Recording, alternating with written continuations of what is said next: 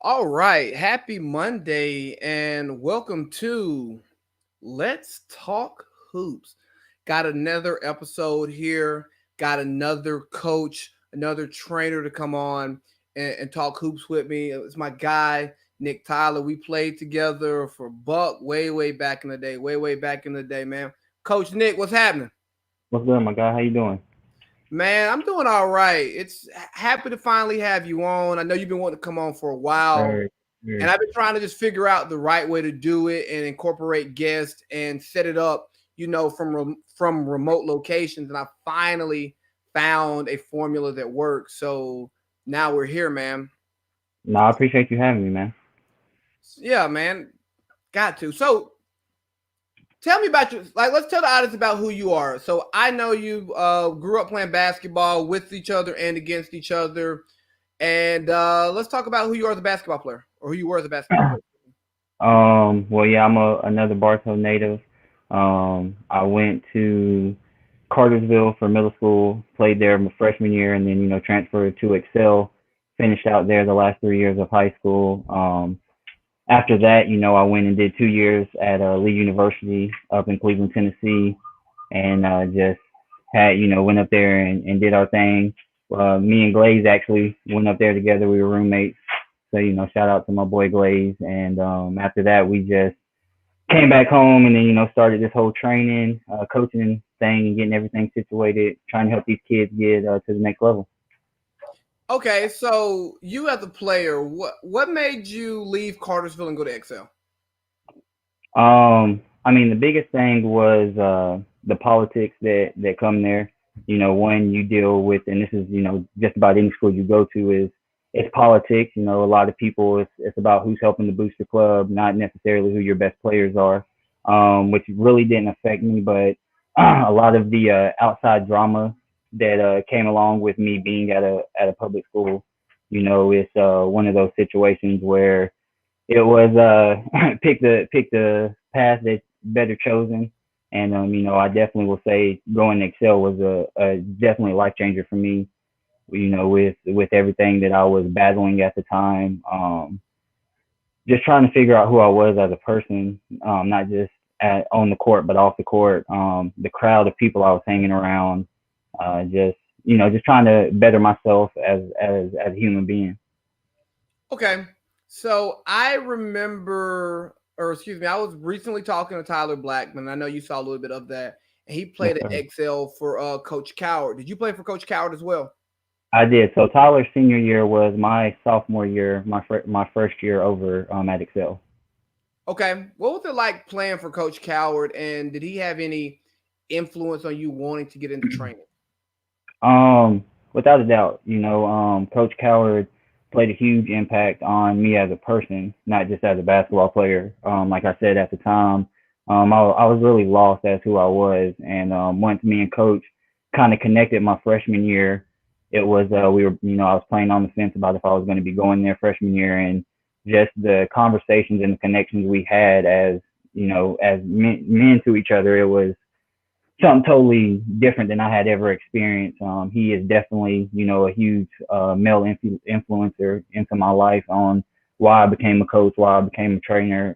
One thing that he, helped me realize is, like majority of us have said, coaches play a huge impact in kids' lives, whether it's they have a father figure or not. I remember many of my coaches who helped me get down the road that I am today just because of some of the lessons they taught me or the bad decisions I made and the times that I wanted to give up that they kept pushing me and Coach Cowell was definitely one of those guys. Another big one was Coach Cromwell, rest in peace.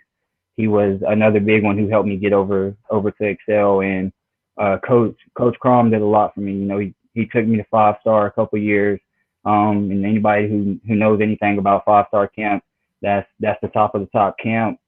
Well, back then it was the top of the top camp. All the big names, the LeBrons, the Vince Carters, all these guys had went through these camps, and it was a pretty little penny to go. And I came from a single parent family where money was tight. We did what we did to pay bills, and Coach Crom and Coach Coward helped me out a lot to be able to put that ball in my hand and put me into the next level. That's beautiful, man. And you talked about how coaches have such an impact on you, both on and off the court, man. And I think about the summers and the springs playing with Buck. And was the quality of basketball we were playing the best? No, because we would play against people that we played in school ball and get beat by them, and it's just like what are we doing out here? Like I gave y'all boys buckets in the regular season. Now I'm out here just lollygagging and loafing and whatever it is. But the discipline that we learned playing for him with there's consequences for actions, and the grown man lessons that we learned, and then also having a coach who actually cared about us in off the court and what was going on in our lives, and even some of the grown man talking tos that we would get that you didn't necessarily get at school. You learn how to really just grow up a little bit faster. And I look back on some of those memories and those moments, and man, some of the best moments of my life were playing sports with friends, especially playing like with the Buck thing, because you got people from different schools, Right, people you right. played against, and now we're playing together, and you see how so and so gets in their bag and what their different the certain good things about their game and other little bad things about their game. It's like, oh yeah, I'm taking this into the season with me next year. So you went to Lee with Glaze, right? Yes, sir. Bruh, what before we get to Lee, what the hell happened to Glaze? Like Glaze came out of nowhere in his senior year. He was just like on it.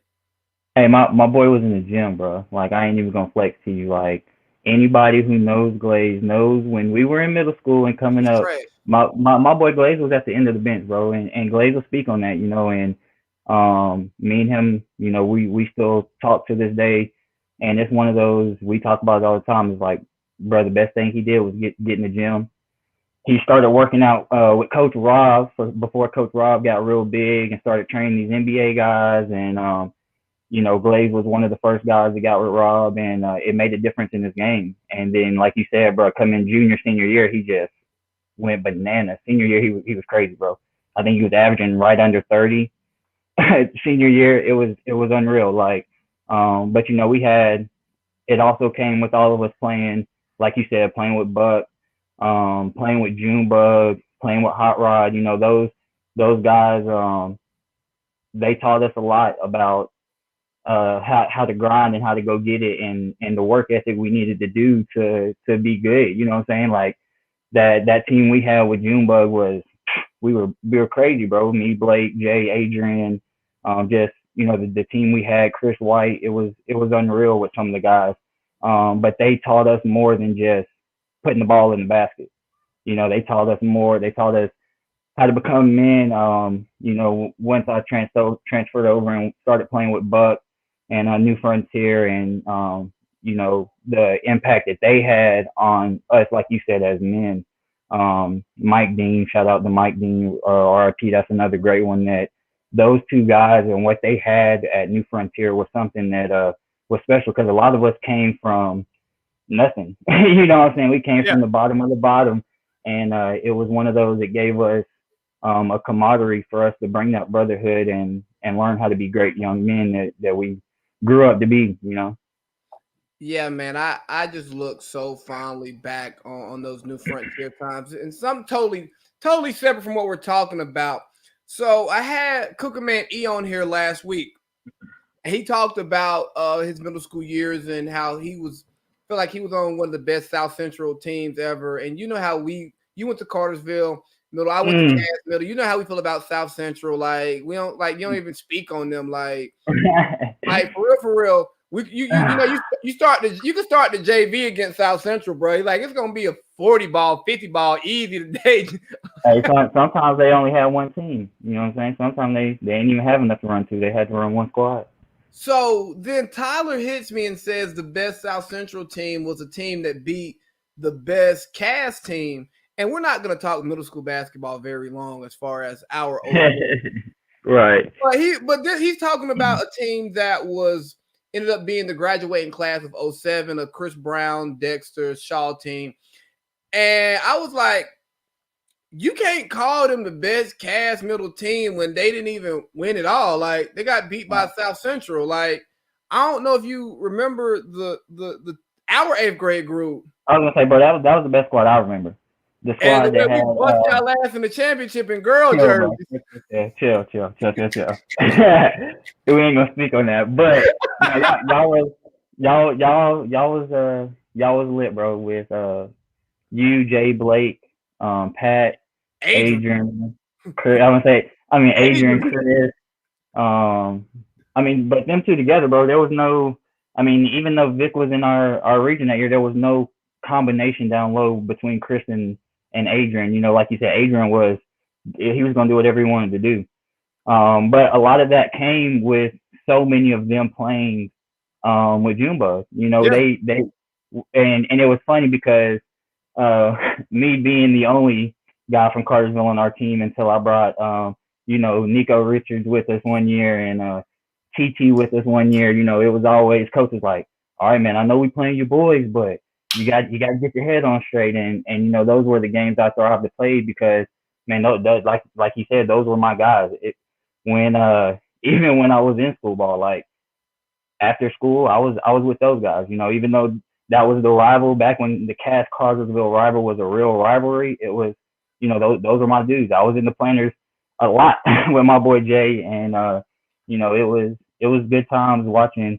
And like you said, that talent before it split up, and you know it was a crazy squad I had. Those were good times, man. So, like, let's get back to your experience at Lee. What was it like playing college basketball for you? It was an eye opener for me. You know, I've always been the guy, if you want to so called say it, for my teams. You know, at Cartersville, we had a good little squad, but you know, for that class, I was the main basketball guy for us. And then when I came to Excel, after Tyler and them left, you know, I was the guy for basically the 3 years I was there. And you know, going from being the guy to having you know going to start on the JV team and sitting and just dressing varsity, you know, being on the practice squad. It was an eye opener. My I wouldn't say that it was a bad eye opener, but it was one of those that it was like it was a humbler. You know, I came from being the guy to hey bro, you're not that guy anymore. I was on a squad with some guys that just shouldn't even be playing where we were playing at. We had a guy, Laricus Cunningham, who long term played 4 or 5 years professionally. Actually played 3 years with the Harlem Globetrotters. We had a small forward in Jarrell Blocker, who is from Florida. That his best friend is Sean Stevenson. After he got done my freshman year, he's working out with the Dallas Mavericks. You know, we had a bunch of guys who ended up going overseas. Uh, Another guy that came in with me and Glaze as freshmen on that varsity team was a guy named Justin Maxwell from Aiken, South Carolina. And when I tell you a white boy that can ball, he came in looking like Justin Bieber, but would give you buckets. I was going to say he was a McDonald's All-American nominee and was just the kid could play. And it was, like I said, an eye opener because it went from me being the best guy to being around other great guys and me having to adjust to the style of play, learning how to play faster, slowing the game down in my mind, being able to develop more of a jump shot. Anybody who knows I couldn't really shoot coming out of high school. So, you know, the main goal was just focusing on how I could improve myself to be able to get those more minutes that I was trying to get. Okay, and then after that, you started coaching. Yes, Where sir. did where did you st- where did you start coaching at? So my first coaching gig was actually back at Excel in 2013. That year, I was the assistant coach under John Michael Nickerson. Coach out, shout out to Jay Mack. You know, he's up down there at Sandy Creek right now. His fourth year down there, he's got 4 region championships. Got an All American player in Jabari down there. You know, coach is the definition of a hard nosed grinding coach that's going to make you a better player. You know, I watched him from sitting underneath him, how he developed Rudy Winters and Elijah Robinson the year that we were at Excel. And anybody who knows Rudy and Bartow knows that he's a killer on the court. Yeah, Rudy's always been good, but his mental game hasn't always been the greatest. And Coach Nick really developed that in Rudy, and being able to watch how Coach molded a lot of those players was a big impact and on a lot of the philosophies that I take into the stuff that I do now.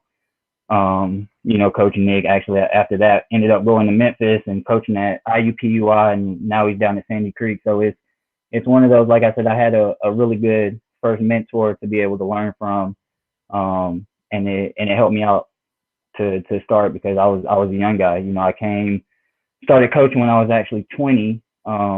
They bended the rules because of the way my birthday fell. I was actually able to start coaching before the actual age limit that you're allowed to. So I was able to do that, and like I said, working over there with Coach Nick, taking over that JV team that he gave me, and being able to learn a lot from him really helped me that first year. That's great. And so you were coaching there at Excel. How long did you coach at Excel? I was there for a year, and then that's when I decided to step off and branch into the travel circuit. All right. So, kind of where this conversation started at is with the travel circuit.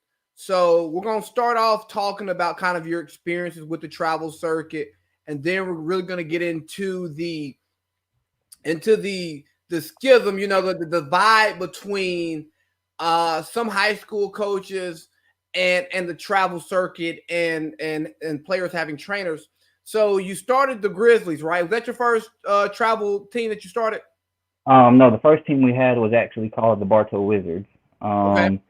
But yeah, we were based out of Excel back when they were off of Old Mill Road right there in Cartersville, and I had them for 4 years, and then after that, I stepped in and started doing school ball again over at Cartersville Middle School, and then I did that for a year, and then I did the whole Grizzlies thing and was doing that for about 6 years. So Okay, so with the Wizards, what gave you the confidence to start a program on your own, and where did you find your talent from? um, the biggest thing is when I started it, it was I came home and I realized a lot of the talent that was coming through our city was, I mean, it was talent, but it wasn't where it needed to be for them to get to the next level.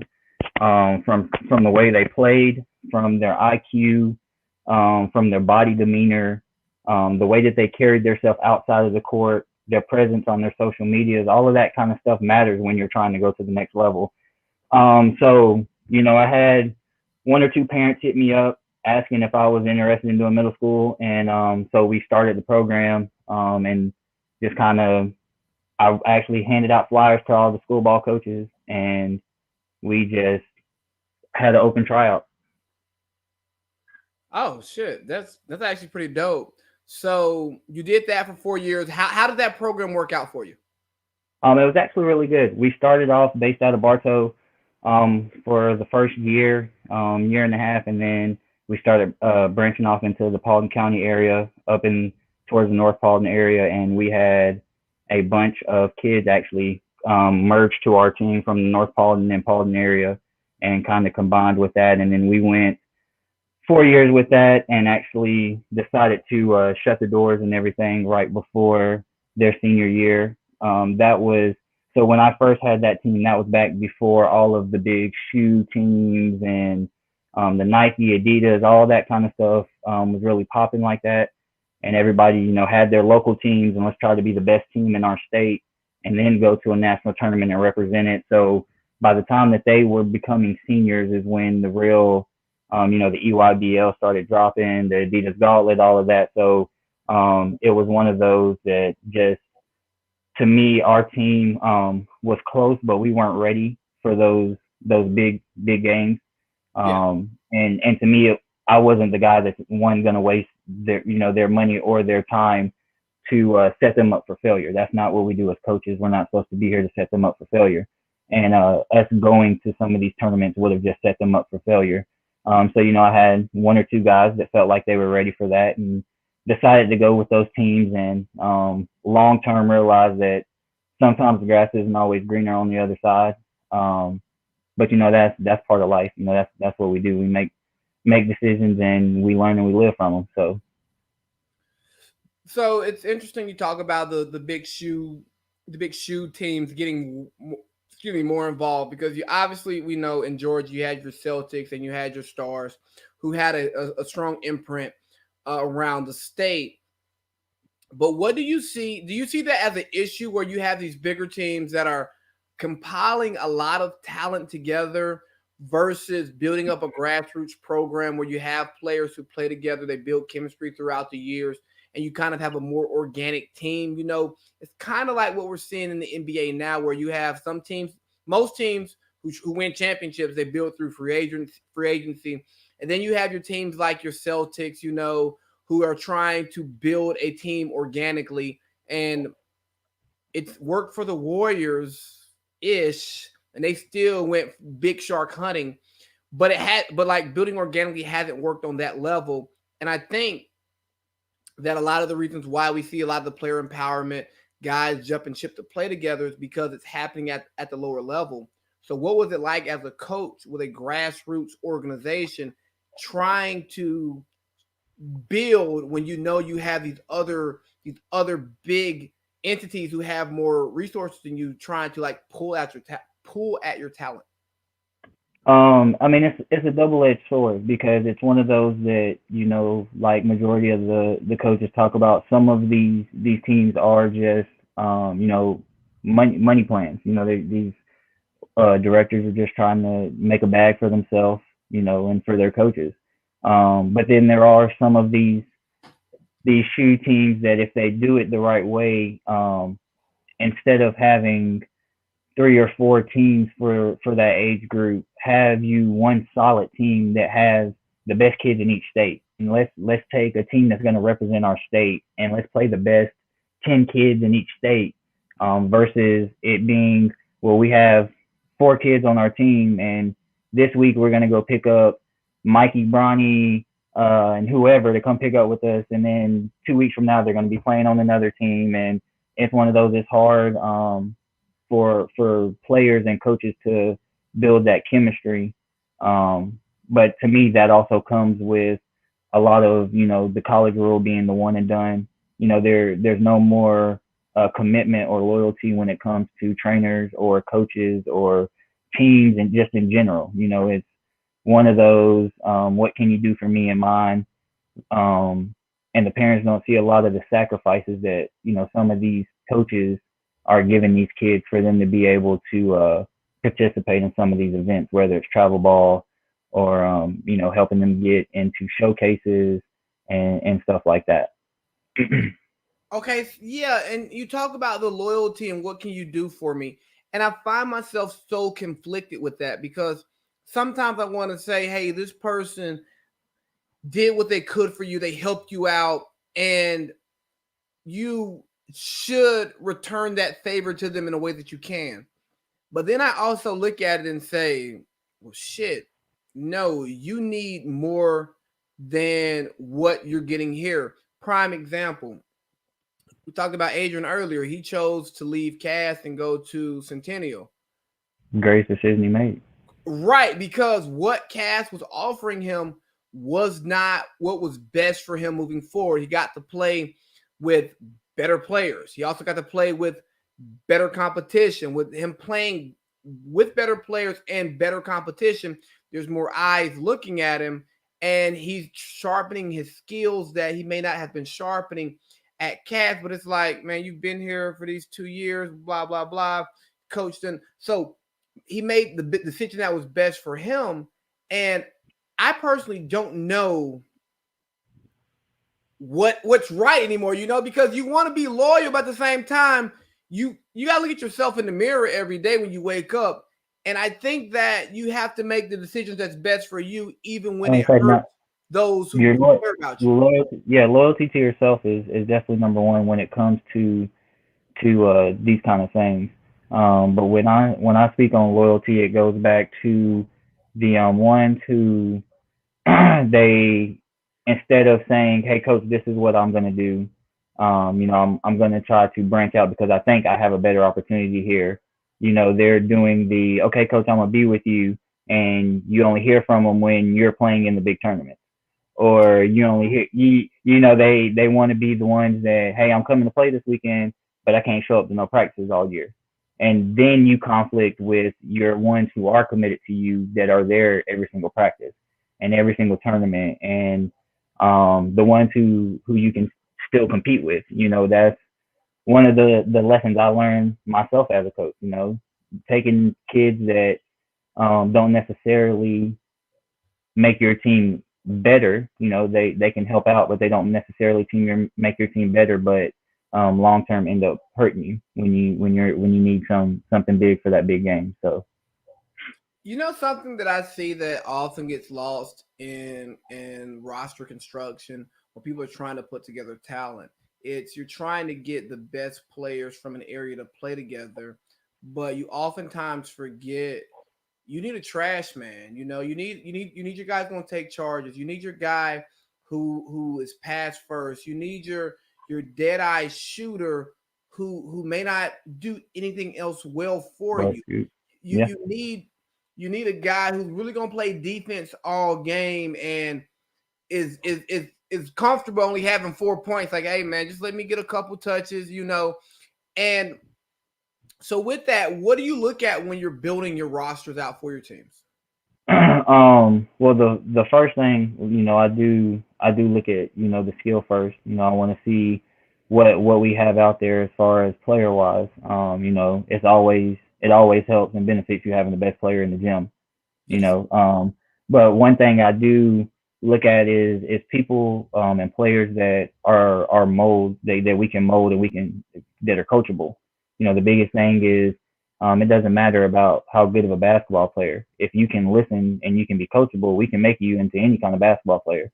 And sometimes that's being a pass first guard. That means being a scorer. Scorer means being, like you said, the garbage man that's going to grab 15 rebounds and have 4 charges and 5 block shots. All of that stuff can be taught and can be molded. But one thing that I truly look for is, like I said, the attitude. How do you carry yourself? Because one thing that I've learned throughout the years is it's easy to teach the skills, but it's hard to teach the attitude and the respect and the love for the game. Because with that comes respecting your coaches, being able to listen and do the stuff that you're being told. So All right, so back to your journey. You had the Wizards. You went coach middle school for a year, right? yes, sir, And then you started the Grizzlies, correct? that's it. Let's talk about the Grizzlies program because I that's when I really started noticing that you were out here a coach and when I started seeing the Grizzlies stuff, man. So tell me about that a little bit. So yeah, we started the Grizzlies up. At first, the first year I had just one team. We were eighth grade team at the no, excuse me, we were a seventh grade team at the time when we started.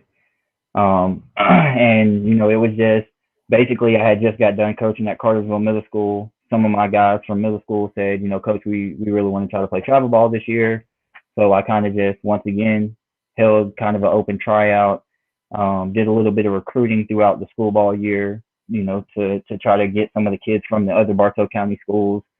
Um, and after that, we just had an open tryout and had a good little run the first year. It was, with us being a new team, a lot of the players were committed to a team prior to us. So it was kind of not really pickup ball. They were at every practice we had. They came to the tournament, but we kind of adjusted our schedule based around some of the teams that they initially were on. And then after that, the second year, we just kind of took off. We had the eighth grade team just started really developing as players. We had started having some of the best kids in the state, to be honest with you, on our roster between kids like Zaylen Chaney, Jalen Johnson. Just the growth that we had that first year as a team, building that chemistry was just unreal.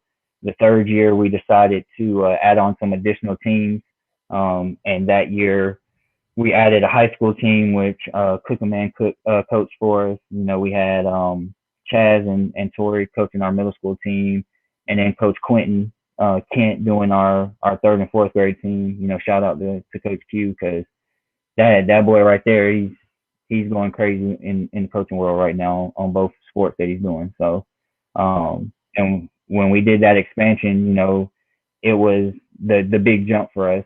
I sat down with some guys, and I told them, this is where I'm trying to go. I'm trying to make something bigger than basketball in Bartow. We needed that foundation that the kids didn't have when it came to an outlet for basketball. We have, when you talk about Cartersville as a city, you have the baseball outlets and plugs. You have, of course, the football realm that rules Bartow County.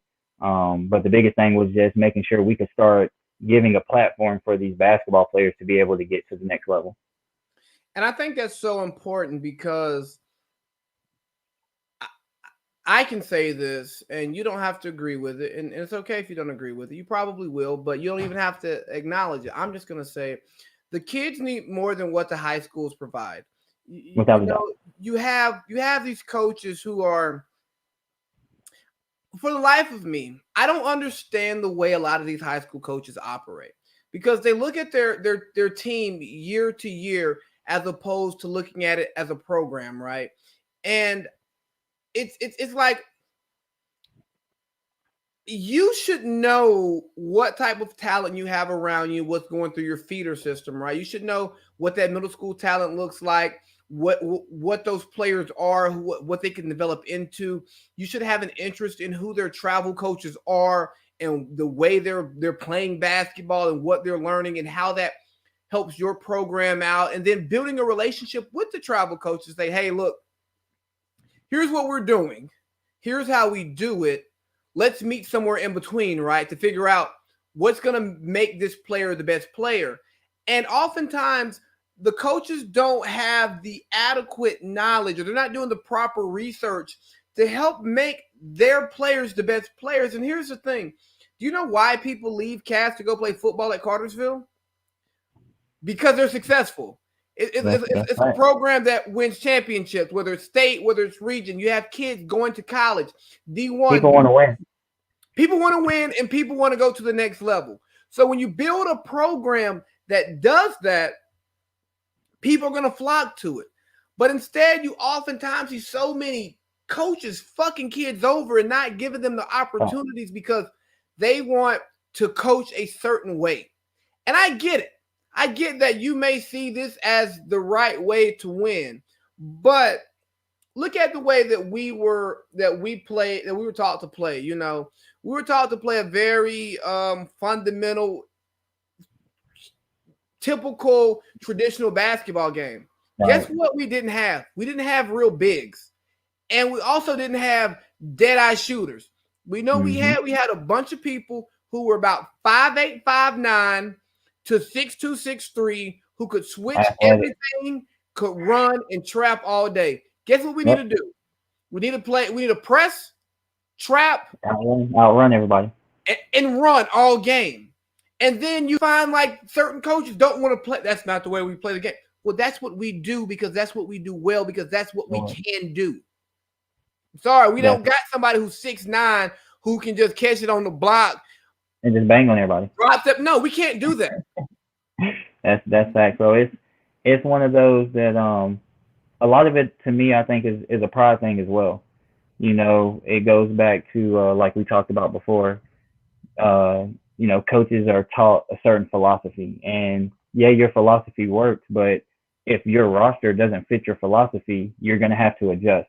If you're used to coaching the team with all athletes that you press, run and gun, trap, switch every ball screen, all of that kind of stuff, and you play in transition, that's cool. But if that's your technique that you're going to use in your philosophy, that's not going to work if you have a team full of 6'8" shooters, slow guys that don't move fast, that you got to run zone, you got to make sure they're all five are boxing out to rebound, and you come down, you slow the offensive pace down to be able to get good looks and run some of the time down to slow the pace down.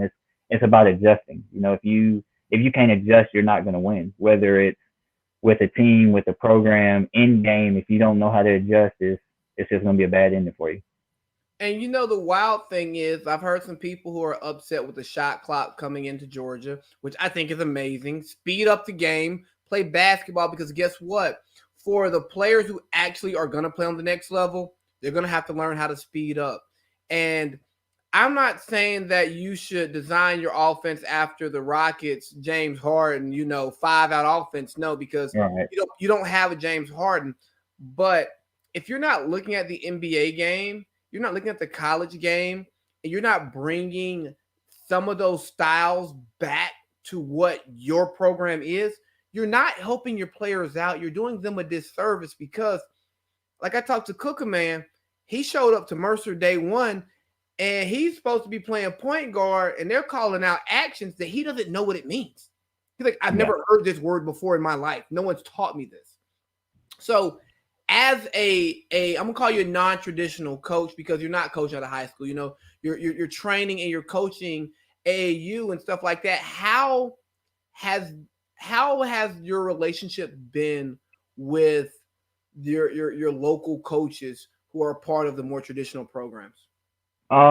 It's give or take. I've had a couple of the coaches who open arms to guys like me, guys like Cookerman, because they are willing to adapt and to adjust to the new wave of basketball that's coming. But then of course there are the other ones who think that we're out for other purposes. And the biggest reason, and anybody who knows me knows that biggest reason I do this is for the kids. It has nothing to do with any school. I went to 3 or 4 different schools between elementary and high school in Bartow County. My loyalty isn't to a school per se. My loyalty is to the kids. It's to the community of guys that don't have that pushing when it comes to helping them get to whether it's college or helping them even make a school team. That kind of stuff matters to some of these kids. They want to be able to walk in and say, I have somebody who cares. And that's why I do it. And a lot of the school ball coaches, originally um didn't rock with me because they felt like I was using it to recruit kids, which is not what it was for. I was practicing out of a private school because they were giving me, free gym. And it's the problem I had with it is these coaches are in their feelings about it, but all these other coaches had first ring on me using their gym and weren't willing to help us out. So now, it became a problem that they thought that we were trying to recruit and steal kids from schools, and that's really, like I said, not what we're about. It's about making sure that the kids' best interest is at heart. And some of the school ball coaches lose sight of that at times because their job is based off of wins and losses at times. And that's questionable because sometimes they just get to hang around because they're cool with certain people. You ain't Um, like, and once again, that's that politics we talked about. yes. So what actually is your coaching philosophy? So when you're training these kids, what is it that you're trying? What's your approach to teaching them? Well, when I train my kids, the biggest thing is we talk about being the best version of ourselves. I tell them, we wake up every day, we brush our teeth, we wash our face, and we ask ourselves, how can I be the best version of myself today? Too many times we're caught up trying to compare ourselves to the next guy. Oh, I want to be Sharif Cooper. I'm trying to be like Scoot. I'm trying to be this. I'm trying to be that. And then when we shoot short of what we're trying to portray ourselves as, we try to get in our feelings. And um, instead, it's one of those, how can you be the best you? Come in, and if that means that we went 5 for 10 today from the free throw line, then our goal is to get 1% better. So that means we need to be 6 for 10 today. If not, we're trying to eventually perfect our craft, and the only way you do that is by making sure that you're coming in and not wasting your time, not wasting any reps, and like I said, making sure that you're being the best version of yourself. Because at the end of the day, you're not competing with all the other kids in the nation. You're competing with yourself. If you come in and you clock in the hours, you clock in the work, the game of basketball speaks for itself. Men lie, women lie, but numbers don't. If you're putting in the work, the game is going to show when you start playing. The numbers are going to show when it starts playing. the coaches are going to be reaching out to the guys that they can tell. Is it's that simple. Is the talent is found that easy. Okay, so do you think there's actually a difference in the style of play in school and travel basketball? To an extent, it depends on what kind of atmosphere the school ball is. When you look at some of the bigger teams in Georgia, you look at the McEacherns, you look at the Jonesboro, some of these teams who have athletes. They play a lot of the um, travel style, if you want to call it. They play a lot more press. We're trying to get the ball out, score quick, running gun, shooting threes in transitions. They like to play off the energy of the crowd. Whereas, if you go to some of these other schools that are smaller schools that might have, one or two players, they might try to do more of run sets for those guys, do more of maybe half court press or maybe even the zone defense.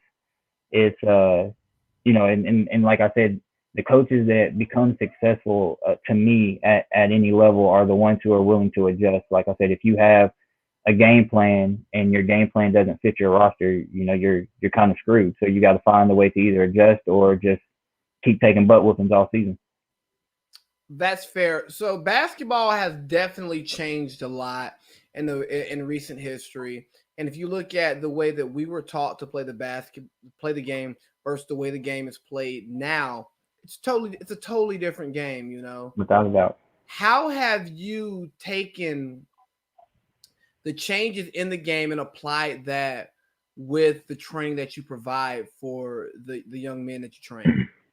Well, the good thing is like being able to be around so many different coaches growing up, I learned a lot of different philosophies, a lot of different styles of play. My IQ grew a lot being around a bunch of different coaches. So it was one of those. Anybody who watched us growing up playing with that team with Junebug knew we were a little bit ahead of our time. We played the press, the fast break, the shoot the threes in transition, all of that before that really was moderate into today's basketball game. And so I kind of got a little bit of it, from that. And the biggest thing was, like I said, once I went off the lead, our coach, his biggest thing was trying to get into that new wave of playing in transition. So we learned a lot of IQ stuff.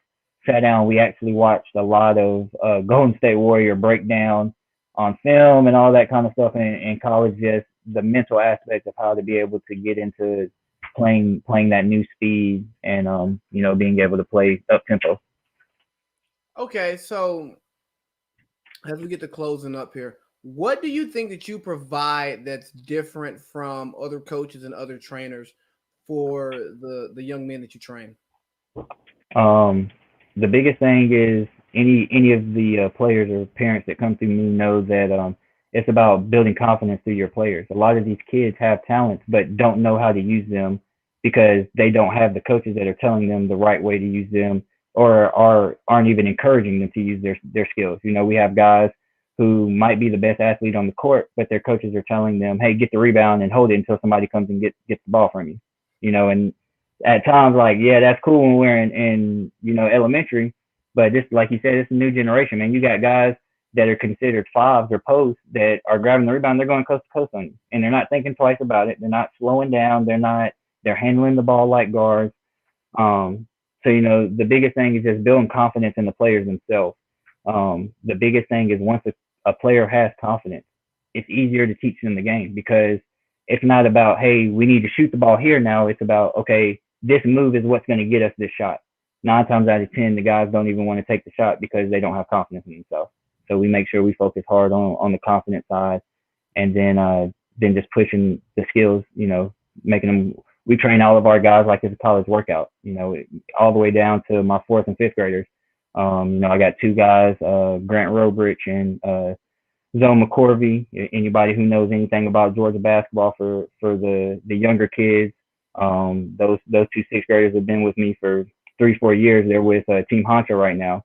two of the top ranked kids in the nation, and they'll tell you when they first came to me in the third grade, we were doing two ball drills. We were everything I do with my high schoolers and my college guys. I start with my young guys, because one of the biggest things is I tell my players I enjoy making you uncomfortable, because if you can be comfortable being uncomfortable, we're never uncomfortable.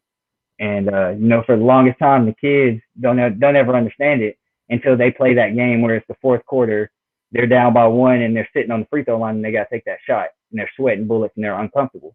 You're like, Coach, I get what you're saying now. So the biggest thing is pushing that confidence and making them become comfortable being uncomfortable. I really like that, man, because uh, the the the comfortability thing and the confidence thing is so important because a lot of times players don't have coaches who instill confidence in them because so often your coach is telling you what not to do versus telling you what you should do. Right. I was talking to Cooker and it was a little bit of what we are talking about, like off mic. We just like looking at how many players we knew growing up just grew up playing out of position. It's like, hey, I know you are 5, you're 5, you're 5'11", but you can jump. So hey, go play this 3 and 4. Be like, bro, Yeah. point guard. Like this, Mm. like if there's ever a chance that there's gonna be play after point guard or taking somebody because they're the smallest person on the team and saying, hey, you should play point guard, Right. but they can't Definitely. dribble. They don't have a basketball IQ. Oh, they can score. You know what I mean? You can just Hmm. play off ball too. You can be CJ McCollum. Like there's nothing wrong with being a combo. Right. You know what I'm saying? Like Right. so Play some defense for. exactly. So I love to see what you're doing, man. I think it's so important that we have people like you, people like Cooker, and so many of the other people who are taking your experiences and giving it back to the youth because the youth deserve that. So, lastly, before we go here, let's talk about Class Act Sports Training. Can you tell us what that is, Sure, please? sure. Yeah, Class Act is the new company that I we're running right now. It's our training company we're running. Um, Basically, what it is it's all of the workouts that I've been doing individually with these players. We're now bringing it into to business form, and getting it situated to where we're in the process of getting our own facilities and our apparel. Get hopefully long term we'll be able to get teams. We just had a great partnership that just started that we haven't even announced yet, but since we're on big baby, we'll let you get the first announcement that Class Act is actually now partnering in with Superior Athlete Training. We actually have a speed and agility facility right now off of Bells Ferry that we are working out of. We're in the process of hopefully getting our second facility up in the next couple months, that is going to have us access to a gym to be able to, just keep furthering the work with these kids and imprinting as many of them as possible. Man, that's great. Absolutely great, man. Nick, I love what you're doing. The community needs it. The community deserves it, I especially appreciate it, man. especially the Bartow County community where people only care about football and baseball.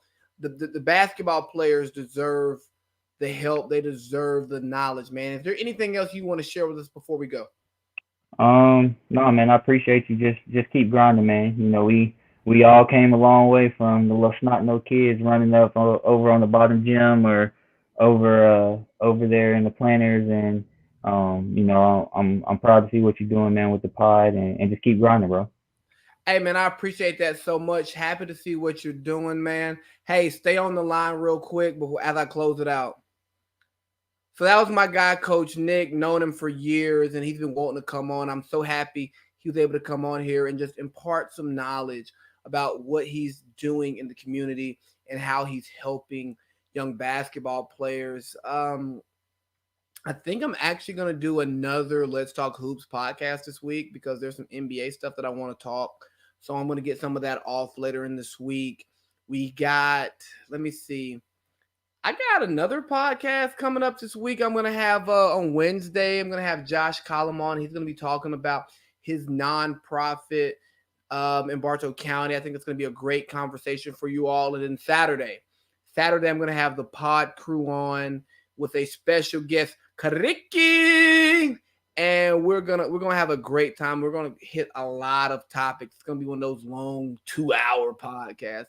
So y'all be looking out for all this material, because I told y'all, man, I'm a content factor, man. I got content dropping every single day, man. There's so much content I'm putting out here.